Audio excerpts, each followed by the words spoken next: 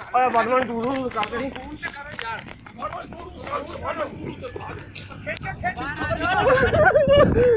ਆਪਾਂ ਬਦਮਾਨ ਨਾ ਛੇਤੀ ਯਾਰ ਕਿਤੇ ਓਏ ਦੂਰ ਕਰਾ ਯਾਰ ਓਏ ਬਦਮਾਨ ਤੂੰ